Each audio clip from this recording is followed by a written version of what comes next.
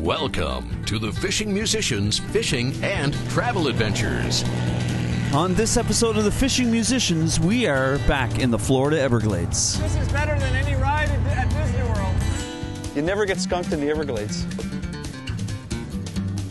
If this is the only one I catch, I'm definitely a happy camper here in the Florida Everglades. We are kayak fishing deep in the mangroves in what they call the backcountry. Oh, wow. Fish on. Once again, my guide, Charles Wright of ChokoloskieCharters.com. Give me a moment. Another fishing trip of a lifetime. So get your fly rod ready, throw out a line, And you can catch them every cast. stay tuned for another great adventure with the Fishing Musicians. The Fishing Musicians has been brought to you by Ferguson Audio Productions. Ferguson Audio now offers audio-visual and presentation technology to assist you in creating successful meetings, corporate events, trade shows, and exhibits. Visit www.fergusonaudioproductions.com.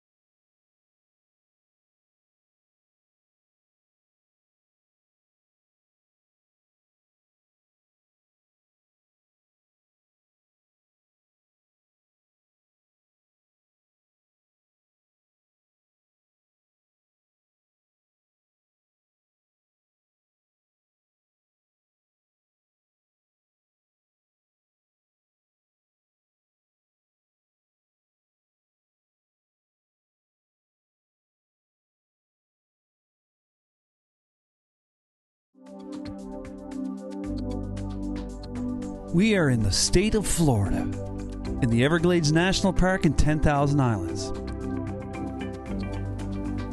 From my experience, it would be an understatement to say that there's good fishing in the Everglades. This is one of the best kayak fishing locations on the planet. The 10,000 Islands in Florida Everglades offers a multiple of species, both inshore and offshore. Charles Wright of Chokoloskee Charters is set up to bring you to both locations. Got strong teeth on this fish. On my first trip to the Everglades, Jimmy Flynn was my guest, and deep into the backcountry, we were hooking some big snook. Look at the size of that puppy. This one's about 4 pounds.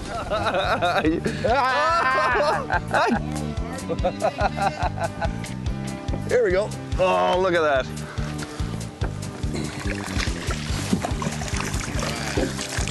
Living just like a man. Here, buddy. Look at that.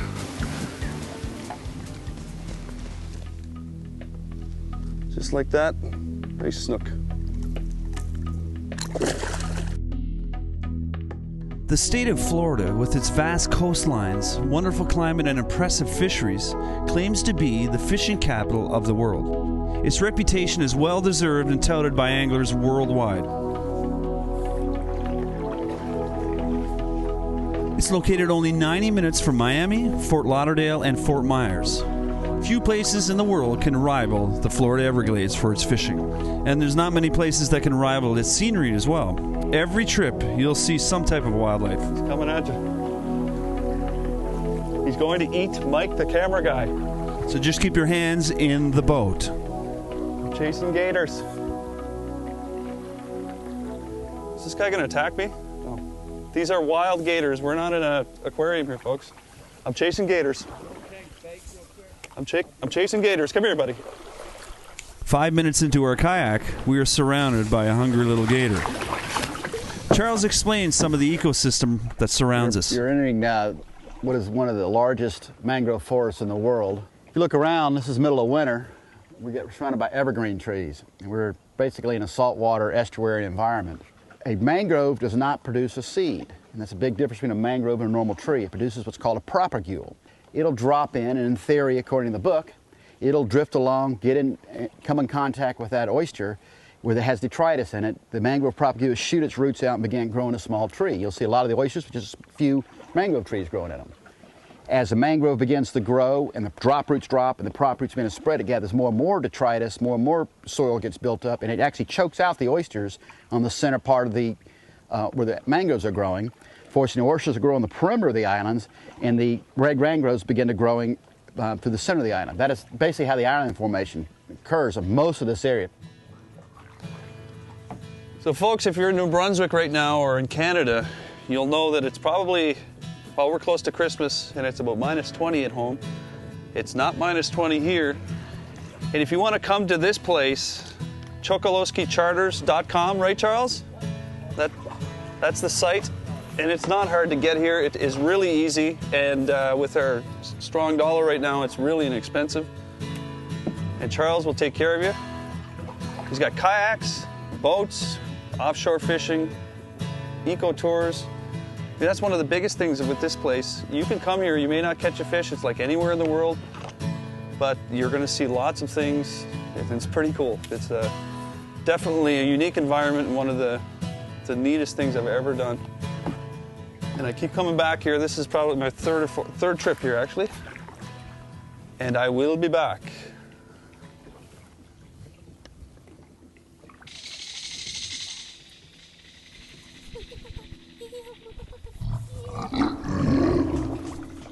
Quiet up there.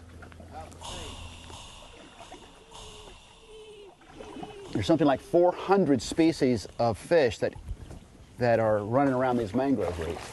Not all of them are game fish, of course, but back here we see snook, redfish, some exotic species of Mayan cichlids, oscars, and sometimes you hear tarpon. So it's full of snook in all these little lakes and stuff, eh? Yep, they are. There's a few of them in here, but they'll be more farther back. Deeper we get, the better the fishing. So you just got to sight fish, look for them, and then put a cast out there and hope for the best.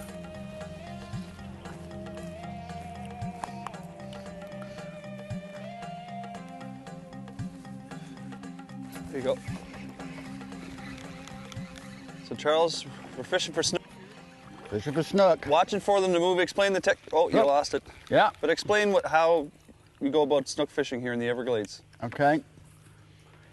These fish are feeding on small little gambusa minnows that are hanging in the shoreline. The snook will lay up in the roots and ambush. What we're doing is we'll throw you a fly, or in this case a little top water, up next to the mangroves, twitch it around a little bit, and they'll see that as a different fish out of the school. Snook will come up under it, gobble it, and your job is to wrestle him out.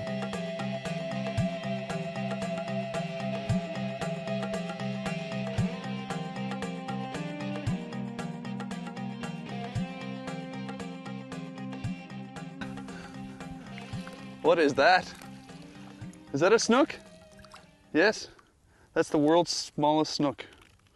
Your fish, it looks like a snook, only smaller. It could be bait, I think. We'll put this one back. It's not very big, but it's my first fish in the Everglades for this trip. Oh, wow. Fish on. How big do these get? That's a small one. The world record on fly is 30 pounds and a few ounces, but they get over 50 pounds. Not back here in the backcountry. This is obviously a very small fish, but they're moving everywhere here. it's starting to bite, starting to feed now.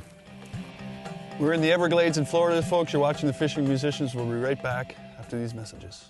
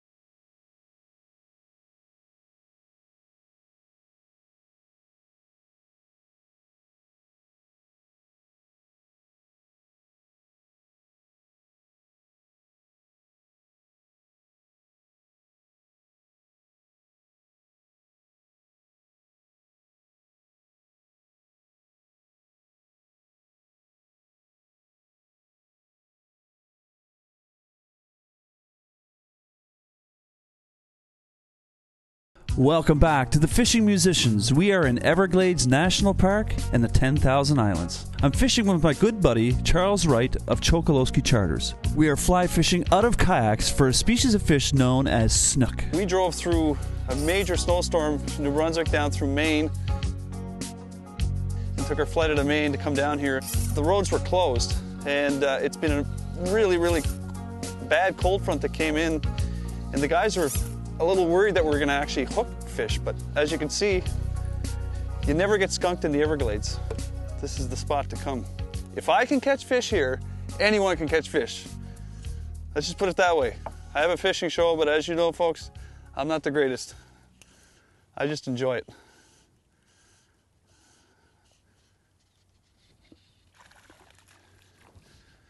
And you can catch them every cast. We're starting every cast now, Charles. Every cast. Yeah, baby. Here we go. Not very big. Are these the... Don't tell anyone, these are the robot fish you planted here, right? Yeah, next time make them a little bigger, okay? Now you can catch these up to the world record on flies around 30 pounds or something like that. 30 pounds, 3 ounces. Well, I'm a long way from that with this fish. But, like I said, I'm not going to complain. You know, the Everglades is a pretty wicked spot. And as you can hear, we're not far from civilization. There's planes going around. A lot of great ecotourism here. There's tons and tons of wildlife.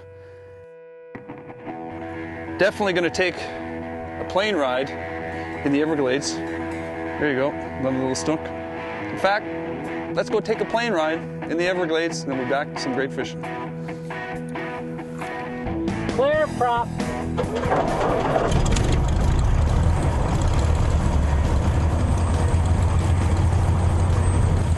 So here we are in the back of a 1951 Cessna. This is John Apt. We're at the Everglades Municipal Airport, and there's no better way to see the Everglades than from the air. If you're not in the boat, then get up there. You ready to go, John? Let's do it.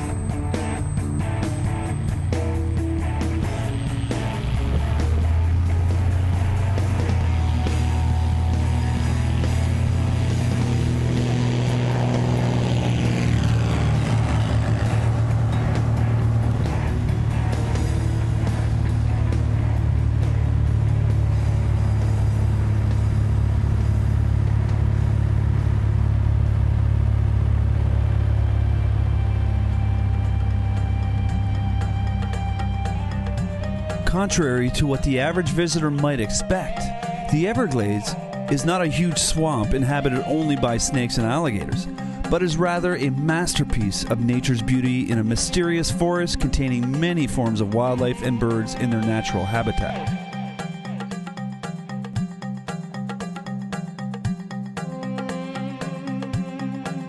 The combination of climate, geographical location, and ocean currents make the Everglades America's only subtropical wilderness.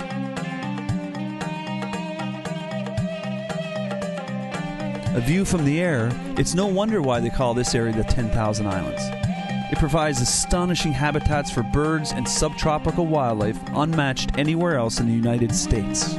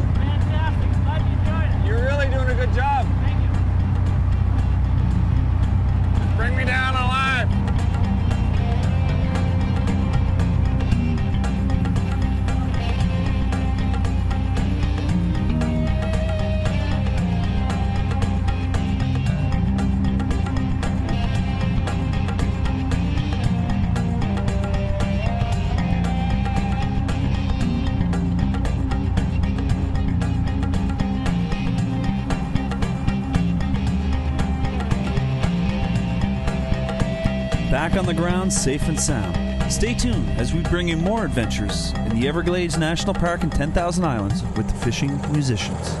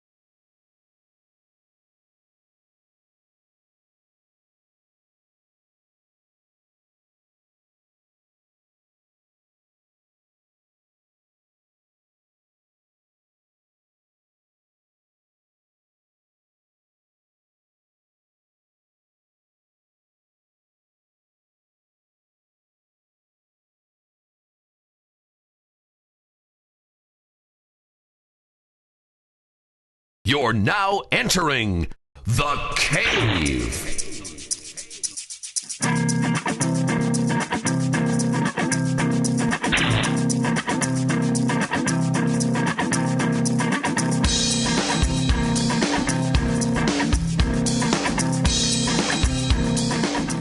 On a previous fishing trip to Florida, I was able to go fishing with Arnold Wells of Texas.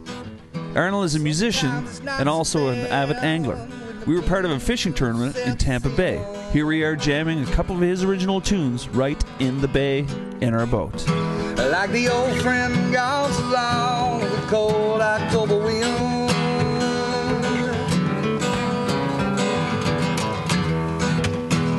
when it's you you're talking to. The only liar is yourself.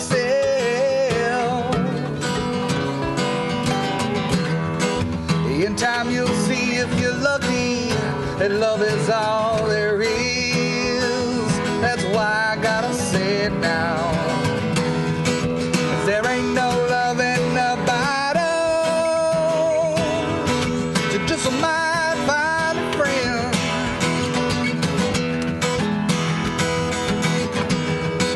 I won't find no love in the bottle. Just might find a friend.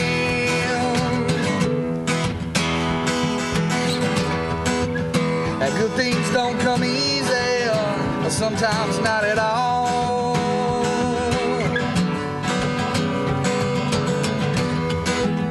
But lately I've been lucky, so I look up towards the sun.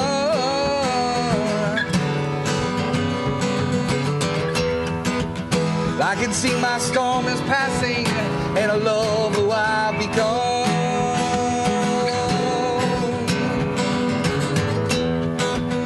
And my apologies to everyone, I'm not the favorite son, but that ain't no excuse, boy, 'cause there ain't no love in the bottle. Just a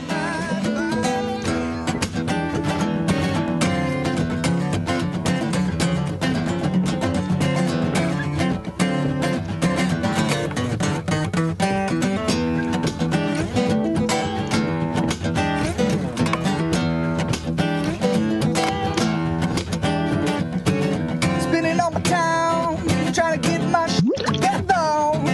Lately I can see the climate's getting bad on.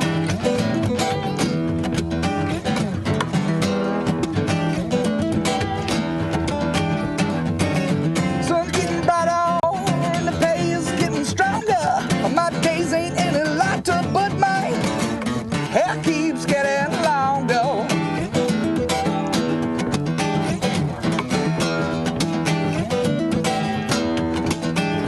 But I just can't get you on the line.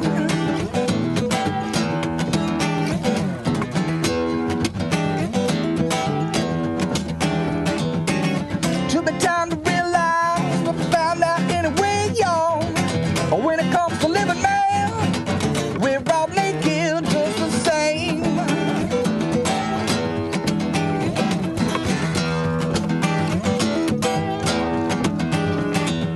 The sun keeps getting brighter and the pay is getting stronger. My days ain't any lighter, but my hair keeps getting longer.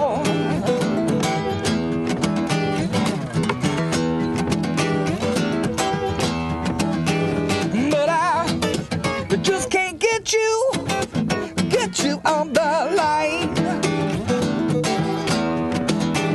No, I just can't get you on the line. No, I just can't get you off my mind. I said I just can't get you on the. Hey, excellent. Right on, man. There you go, man. Thanks a lot. Definitely. Thank you. There we go. Fish on. Charles, so you got a website, eh? EvergladesKayakFishing.com. And you've got clients from all over the world. Are you Come day here. trips such as this, or we also camp on the islands? And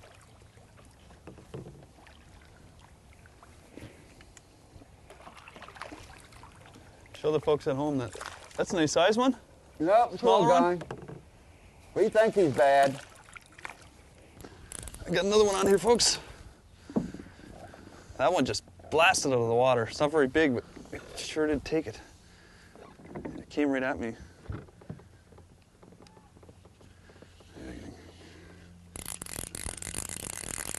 It's hooked well, so. Yeah, he's still on. this line out here. Decisions, I don't want to break the line. Oh. The heck? I'm not complaining, that's for sure. I'd never complain. I usually get skunked on a lot of fishing trips.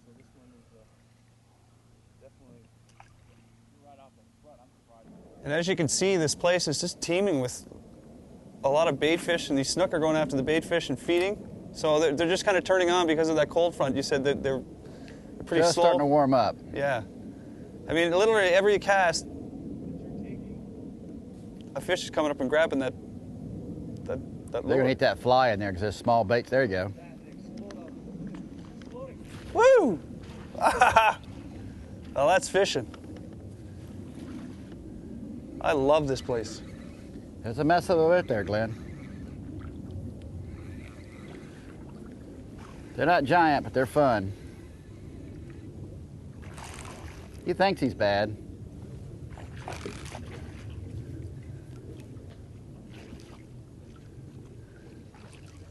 Every cast. Just about every cast.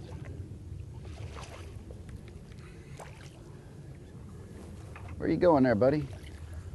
I know this might be a crazy question, but is there ever a time that you come out and not catch anything? Not really, eh? Not often, but I mean, you're out. You fish how many days a year? Like, I'm on the water about 225 days a year. so that's pretty good. And we get a couple, 3 days where should be home feeding the dog, but not very often. It's a pretty pristine fishery. And it's just miles and miles and miles of country that very rarely gets fished. And in the kayaks, we get in areas like this that the only way you can get to them is with a paddle craft. And you say there's hardly anyone that actually comes fishing here because it's so hard to get to. Exactly. It's very shallow. You saw the tunnels we had to go through. The only way you're going to reach it is a paddle craft. Okay, well, I'm going to give her a shot here. Didn't jump yet. What it is? Is it a cichlid? I'm not sure. It's a fish, I know that.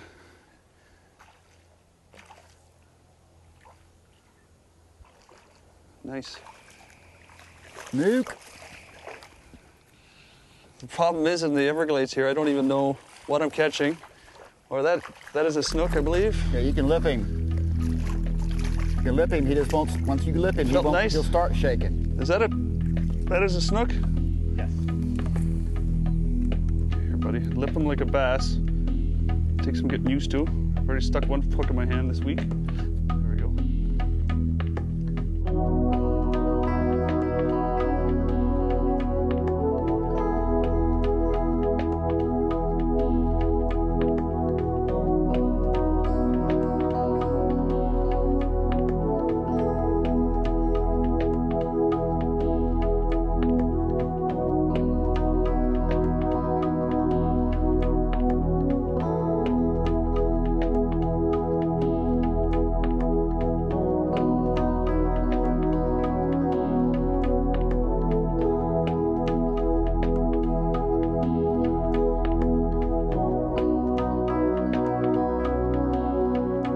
Florida Everglades. What an incredible fishing trip I just had. Thanks for watching, everyone. My name is Glenn Ferguson, your host, and I'd like to also thank Charles Wright of ChokoloskyCharters.com for yet another amazing trip in the Florida Everglades. Thanks, everyone. Keep your guitars in tune and your lines tight. So, I'm not sure about you, but I'm positive I saw an upriver wine monkey over here. You have those around here? Here, monkey. Rolling. Go ahead. Oh, Uncle, it's overfull. Did fist Mike? Sorry. Midge and Hoof.